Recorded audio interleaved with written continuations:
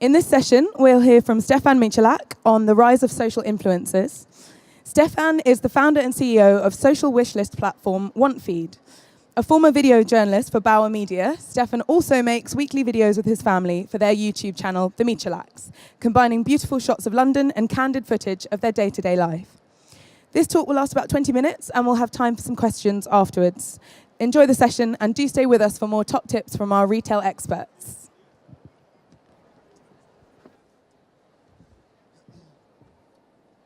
Hello. Hello. I'm Stefan Michalak, and I'm a YouTuber.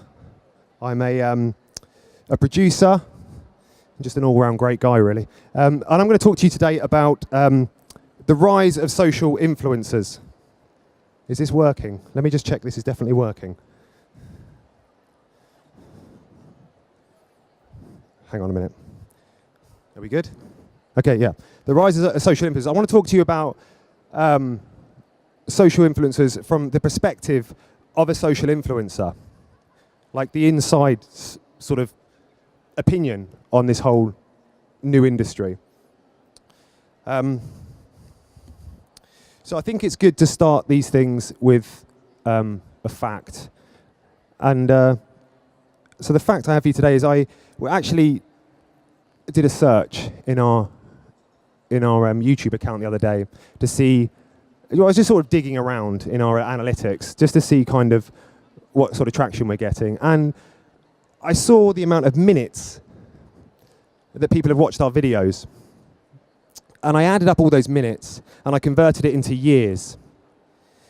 And if you convert it into years, it works out to be around about 591 years. That's almost 600 years. If you go back 600 years in time, that's about the time of the Black Death. 600 years ago we had the Black Death, and now we have the Kardashians. I don't know which one's worse. I don't know which one I'd rather have.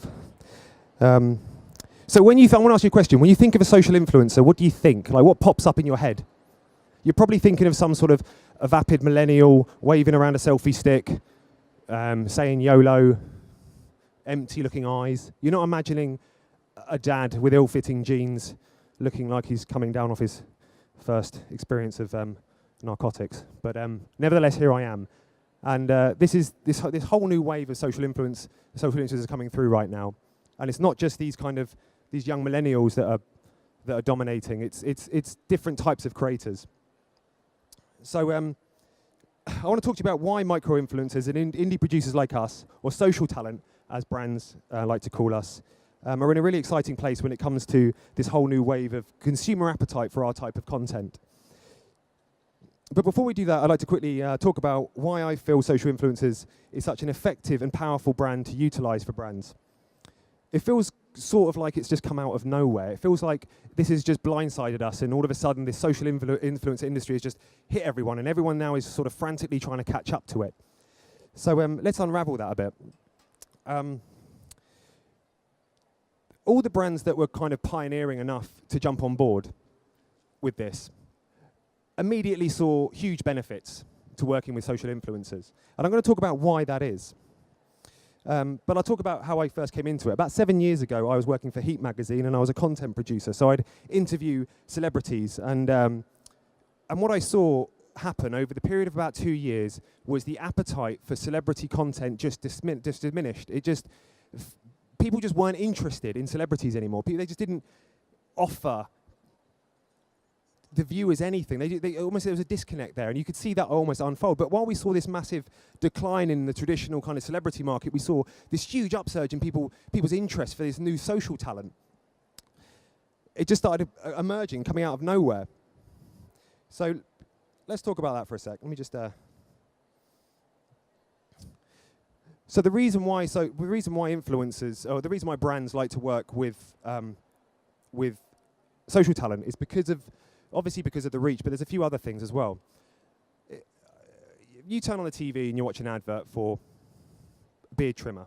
That's going to appeal to about 50% of the audience. A lot of these brands that were putting out these adverts, they're not really hitting the people that they need to hit. They're kind of just hoping that they're going to hit the people that they need to hit. But when they work with a social influencer, the brands know that there's not going to be much waste. And brands hate waste. Brands don't want to waste anything. Brands want to get the maximum they can for their money. So brands hate waste, and brands hate waste, but they also love data. And when they take their campaigns online and work with a social influencer, they can get such rich and detailed analytics of how well that campaign is doing.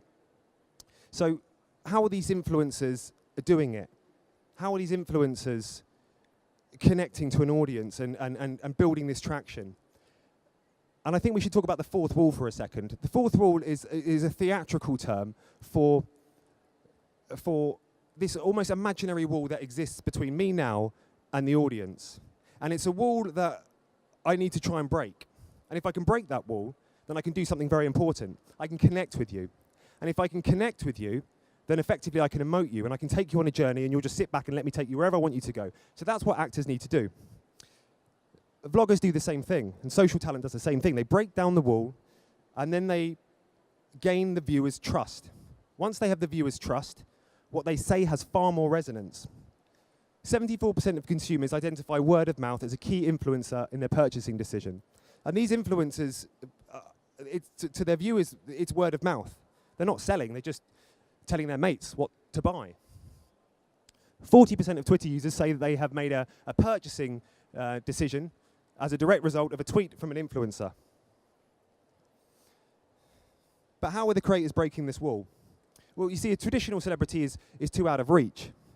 They're too constructed for this audience to want to engage with on any kind of meaningful level. There's just too many barriers in the way. What we effectively do as social talent is we remove these barriers. They trust you because they see so much of you. That way an audience can see themselves reflected back at themselves with the creators that they watch. We lay it all out there, all of our insecurities, all of our idiosyncrasies, all of our flaws. They're just laid bare in one big mess. But that big mess has something. It has truth to it, and it has honesty to it. And this celebrity thing, it doesn't. It's constructed. It's contrived. It's not as raw and as honest as the social influencer side of things. So how did I get into it? When I was about 15 years ago, my friend and I, Ryan, he was my best buddy, we used to make these stupid sketches. And in hindsight, they were rubbish. They were really bad sketches. But we'd make these sketches all weekend, and we would show his older brother. And his older brother would sit down and he'd watch them, and he'd laugh. And he'd laugh some more. And he'd laugh so much that he'd collapse onto the ground in laughter. And then he'd want us to rewind it, and he'd laugh even more and more and more. And just by seeing how we emoted his brother to cause this physical reaction just made me fall in love. Instantly, I fell in love with it, that we could do this with our imagination. Our imagination could manifest this physical reaction. So then I became obsessed with it. So to cut a long story short, years later, my wife and I now, we produce a video that goes up every Sunday. It's 20 minutes to half an hour long. It's a kind of a weekly highlights, really, of our life.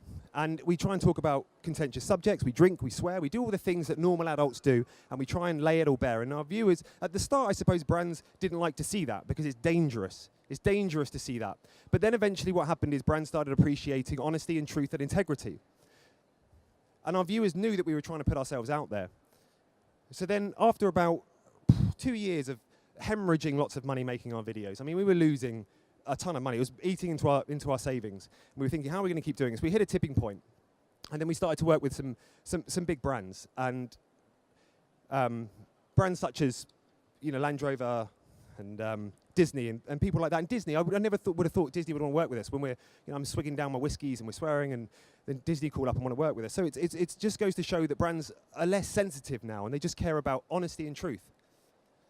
So we're big believers in the quality over quantity. We consider ourselves to be micro-influencers. It's very important, I think, to retain that micro-influencer status, because we want to be the small band playing the intimate gigs over the big band, like the One Directions selling out to 11 and 12-year-olds. It's far more important for us to be small. So we engineer in a way that we can keep small. So what next? Well, as a social influencer, I think, talking as the whole social influencer kind of landscape, I think it's not yet consolidated enough for us to be able to. It's still it's still sort of. Well, it's not really kind of plateaued. It's still on the uprise. There's no kind of. There's no immediate kind of plateau in sight. It's just it's on the uprise. More and more brands are coming on board. They can see the benefit of working with influencers, and I think once it does all kind of plateau, then we can kind of gather those metrics and unpick it a bit easier. But at the moment, it's just kind of still building traction. On an emotional level, I think it's something that I'll keep doing because it's just something that I love doing. But I think the best part of this whole ecosystem that creators are using is it has this really wonderful kind of egalitarian framework to it, where it's not you're not rewarded on nepotism. It's rewarded on mostly on like how good you are and how honest you're being, and that's what people really care about, and that's what brands care about. Brands now, they want to see 3 things: truth, honesty, and integrity. Anyway, I think I'm done. Sorry I fumbled through that so much. Any questions?